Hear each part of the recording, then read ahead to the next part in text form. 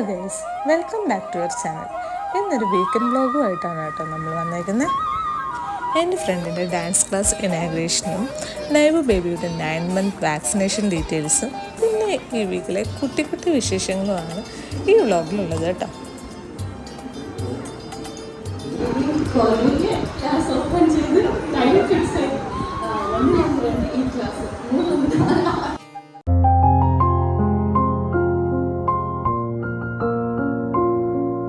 അപ്പം നമുക്ക് വീഡിയോയിലേക്ക് പോകാം.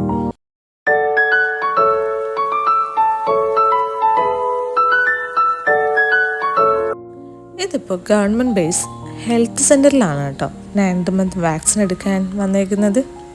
9th മന്ത് കംപ്ലീറ്റ് ആവുന്ന ടൈം, അതായത് 10th മന്ത് സ്റ്റാർട്ട് ആവുന്നതിന് മുന്നെയാണ് നമ്മൾ MR വാക്സിൻ എടുക്കുന്നത് കേട്ടോ. ഈ വാക്സിനേഷൻ എടുക്കാൻ പോകുമ്പോൾ 2 കൈയിലും 2 കാലിലുമാണ് വാക്സിനേഷൻ എടുക്കുന്നത്. അതുപോലെ തന്നെ വൈറ്റമിൻ A ഡ്രോപ്സും കൊടുത്തായിരുന്നു കേട്ടോ. MR vaccine, IPV, PCV, beta A, പിന്നെ റുബല്ല, ഇങ്ങനെ 4 ടൈപ്സ് ഓഫ് വാക്സിനേഷനാണ് ഇതിൽ ഇൻക്ലൂഡ് ആവുന്നത് കേട്ടോ. 9th മന്ത് വാക്സിനേഷനിൽ ഇൻക്ലൂഡ് ആവുന്നത്. പൊതുവേ കുഞ്ഞു മക്കൾക്ക് ഒരു ഇഞ്ചക്ഷൻ എടുക്കുമ്പോഴേ നമുക്ക് കണ്ടു നിൽക്കാനായിട്ട് ഭയങ്കര ബുദ്ധിമുട്ടായിരിക്കും അല്ലേ. അപ്പോൾ ഈ 4 ഇഞ്ചക്ഷനൊക്കെ എടുക്കുന്ന കണ്ടപ്പോൾ ഭയങ്കര പാവം തോന്നി കേട്ടോ, ഭയങ്കര വിഷമവും തോന്നിയായിരുന്നു. അപ്പം ആ ഒരു ടൈമിൽ ഇച്ചിരി കരച്ചിലൊക്കെ ഉണ്ടായിരുന്നു. അത് കഴിഞ്ഞ് പുറത്ത് കൊണ്ടുവന്ന് ആ ഒരു പ്ലേസൊക്കെ കാണിച്ചു കൊടുത്തപ്പോഴത്തേക്ക് ആൾ ഓക്കെ ആയി. എന്നിട്ട് വീട്ടിൽ വന്ന ഉടനെ തന്നെ പനിയുടെ മെഡിസിൻ കൊടുത്തിട്ടുണ്ടായിരുന്നു കേട്ടോ. ഗവൺമെൻറ് ഹോസ്പിറ്റലിൽ നിന്ന് കിട്ടിയതല്ല ഞാൻ കൊടുത്തത്. അത് കൊടുക്കുമ്പോഴത്തേക്കും ടൈം എടുക്കുമായിരുന്നു, ചിലപ്പോൾ പനിയും വരാറുണ്ടായിരുന്നു. അതുകൊണ്ട് ഞാൻ പുറത്തുനിന്ന് മേടിക്കുന്ന മെഡിസിൻ ഉണ്ടല്ലോ, അതാണ് കൊടുത്തത്. അതുകൊണ്ട് തന്നെ പനിയൊന്നും ഇല്ലായിരുന്നു. പിന്നെ അവിടെ നിന്ന് തന്നെ പറഞ്ഞിട്ടുണ്ടായിരുന്നു 9th മന്ത് വാക്സിനേഷൻ്റെ നല്ല പനി വരത്തില്ല, ചെറിയൊരു പനി വരാനേ ചാൻസ് ഉള്ളൂ എന്ന് പറഞ്ഞിട്ടുണ്ടായിരുന്നു. അപ്പോൾ അങ്ങനെയും പനിയൊന്നും ഇല്ലായിരുന്നു, ആൾ ഓക്കെ ആയിരുന്നു. ഇനി നെക്സ്റ്റ് എടുക്കാനുള്ളത് MMR ആണ് കേട്ടോ. അപ്പോൾ അത് എടുക്കുമ്പോൾ ഞാൻ അതിൻ്റെ ഡീറ്റെയിൽസ് കൂടി നിങ്ങളോട് പറയാം. അതിനുശേഷം അന്ന് നൈറ്റ് വീട്ടിൽ വന്നിട്ടുള്ള കളിയൊക്കെയാണ് കേട്ടോ ഈ കാണുന്നത്.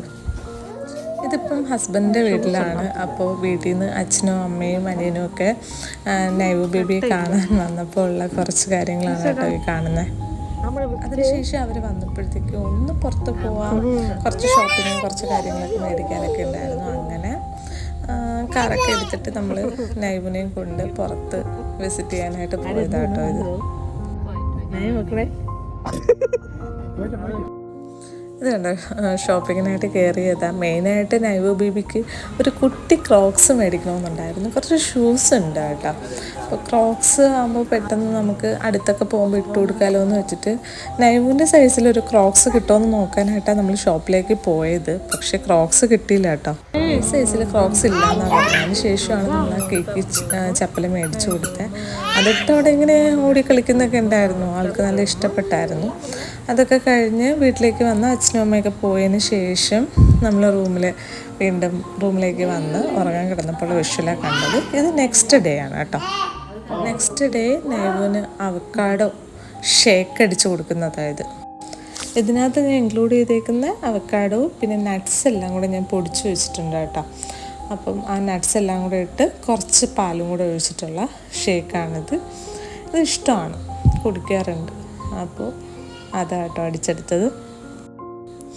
ഡെയിലി കുറുക്ക്, കൂരവ്, കാപ്പൊടി ഇതെല്ലാം കൊടുക്കുന്നതിൻ്റെ കൂട്ടത്ത് ഈവനിങ് ആകുമ്പോൾ ഏതെങ്കിലും ഒരു ഫ്രൂട്ടും കൂടി ഇങ്ങനെ ഷേക്ക് പോലെയൊക്കെ അടിച്ച് കൊടുക്കാറുണ്ട് കേട്ടോ. അല്ലെങ്കിൽ ജ്യൂസായിട്ട് അടിച്ച് കുപ്പിയിലാക്കിയും കൊടുക്കാറുണ്ട്. അപ്പോൾ ഡെയിലി നമ്മൾ ഈ സോളിഡ്സ് കൊടുക്കുന്ന ടൈമിൽ എന്തെങ്കിലും ഒരു ഫ്രൂട്ട് ഐറ്റംസും കൂടി, ഫ്രൂട്ട്സ് അല്ലെങ്കിൽ വെജിറ്റബിൾസ്, ഇതിലേതെങ്കിലും ഒന്ന് ഇൻക്ലൂഡ് ചെയ്യുന്നത് ബേബീസിൻ്റെ ഹെൽത്തിനും അവരുടെ സ്കിന്നിനും ഒക്കെ നല്ലതാണ് കേട്ടോ. നോർമലി നൈവുവിൻ്റെ ഷെഡ്യൂൾ എന്ന് പറയുമ്പോൾ രാവിലെ കാപ്പൊടി കൊടുക്കും, കാപ്പൊടി കുറുക്കി കൊടുക്കും. അതിനുശേഷം ഉച്ചയാകുമ്പോൾ നമ്മൾ എന്താണോ റൈസ് ഫുഡ് ഐറ്റം കഴിക്കുന്നത് അത് ഇങ്ങനെ ഒന്ന് ചെറുതായിട്ട് മിക്സ് ചെയ്ത് കൊടുക്കും. പിന്നെ 9th മന്തൊക്കെ ആകുമ്പോൾ നോർമലി ബേബീസിന് ഒരു പ്ലേറ്റിൽ കുറച്ച് ഫുഡ് ഐറ്റം വെച്ചിട്ട് കൊടുക്കുന്നത് നല്ലതാണ്. കാരണം അവർ അത് കുറച്ച് കഴിക്കും, കുറച്ച് തറയിലൊക്കെ കളയുമെങ്കിലും അങ്ങനെ കഴിച്ച് തുടങ്ങുമ്പോഴത്തേക്കും അവർക്കത് കുറച്ചും കൂടി യൂസ്ഡ് ആവും. അപ്പോൾ അങ്ങനെ കൊടുക്കുന്നത് നല്ലതാണ്. അങ്ങനെ ഉച്ചയാകുമ്പോൾ നമ്മൾ കഴിക്കുന്ന ഫുഡ് ഏതാണോ അത് ഇച്ചിരി കൊടുക്കാറുണ്ട്. അതുപോലെ തന്നെ ബ്രേക്ക്ഫാസ്റ്റ് ടൈമിലും കുറച്ച് നമ്മൾ എന്താണോ ബ്രേക്ക്ഫാസ്റ്റ് കഴിക്കുന്നത് അത് കുറച്ച് കൊടുക്കാറുണ്ട് കേട്ടോ. പിന്നെ അതിന് ശേഷം റാഗി കുറുക്കി കൊടുക്കാറുണ്ട്. പിന്നെ ഒരു ഈവനിങ് ഒക്കെ ആകുമ്പോഴാണ് ഇങ്ങനെ ഫ്രൂട്ടായിട്ട് എന്തെങ്കിലും കൊടുക്കുന്നത് കേട്ടോ. ഇതിനിടയ്ക്ക് ഒരു ദിവസം ഞാൻ വീട്ടിലേക്കും പോയിട്ടുണ്ടായിരുന്നു. വീട്ടിലൊരു ചടങ്ങ്, വീട്ടിലില്ല കുടുംബത്തിലൊരു ചടങ്ങുണ്ടായിരുന്നു. അപ്പോൾ ആ ചടങ്ങിന് വേണ്ടിയിട്ട് എൻ്റെ വീട്ടിലേക്ക് പോയിട്ടുണ്ടായിരുന്നു കേട്ടോ. അതിന് ശേഷമാണ് എൻ്റെ ഫ്രണ്ടിൻ്റെ ഇനാഗ്രേഷൻ ഫങ്ഷൻ വന്നത്. അപ്പം ഇനാഗ്രേഷൻ ഫങ്ഷന് പോകുന്നതിൻ്റെ വിഷ്വലാണ് നിങ്ങളിപ്പോൾ കണ്ടുകൊണ്ടിരിക്കുന്നത്. ഒരു ഡാൻസ് ക്ലാസ്സിൻ്റെ ഇനാഗ്രേഷൻ ആയിരുന്നു. മൗനരാഗം, ഏഷ്യാനെറ്റിലുള്ള മൗനരാഗം സീരിയലിലെ ആർട്ടിസ്റ്റ് ഒരുപാട് പേരുണ്ടായിരുന്നു. അപ്പോൾ മൗനരാഗം സീരിയലിലെ ആർട്ടിസ്റ്റാണ് ഇനാഗ്രേഷൻ ചെയ്തത്. കാറിൽ കയറാനും യാത്ര ചെയ്യാനും ഒക്കെ ഒരുപാട് ഇഷ്ടമുള്ള ആളാണെന്ന് ഞാൻ പറഞ്ഞിട്ടുണ്ടല്ലോ. അതിൻ്റെ ബഹളമൊക്കെയാണ് ഇപ്പോൾ കാണുന്നത്. അങ്ങനെ ഫൈനലി നമ്മളവിടെ റീച്ച് ആയിട്ടുണ്ട്. ഞാൻ പറഞ്ഞില്ലേ മൗനരാഗം സീരിയലിലെ ആക്ട്രസ്സാണ് ഇനാഗ്രേഷൻ ചെയ്തത്.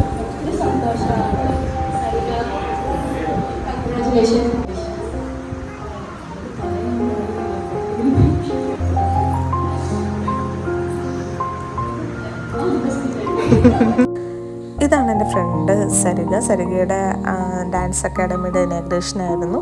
തൊട്ടടുത്ത് നിൽക്കുന്നതാണ് എൻ്റെ കസിൻ. അടുത്തതായി നമ്മുടെ പ്രിയ നായിക കലാക്ഷേത്ര നർത്തകിയും നടിയുമായ കലാക്ഷേത്ര ശ്രുതി ജയനെ നമുക്ക് വാക്ക് സംസാരിക്കാനായി ക്ഷണിക്കുന്നു.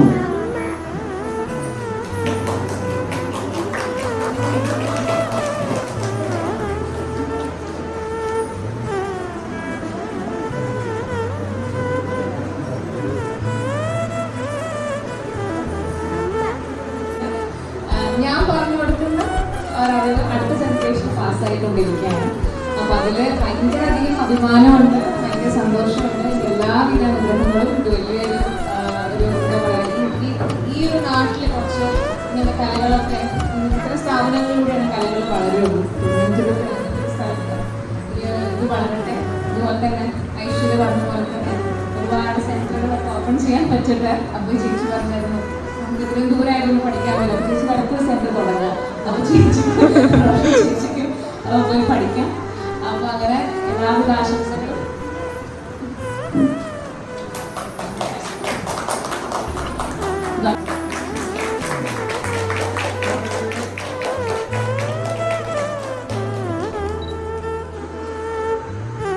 അടുത്തതായി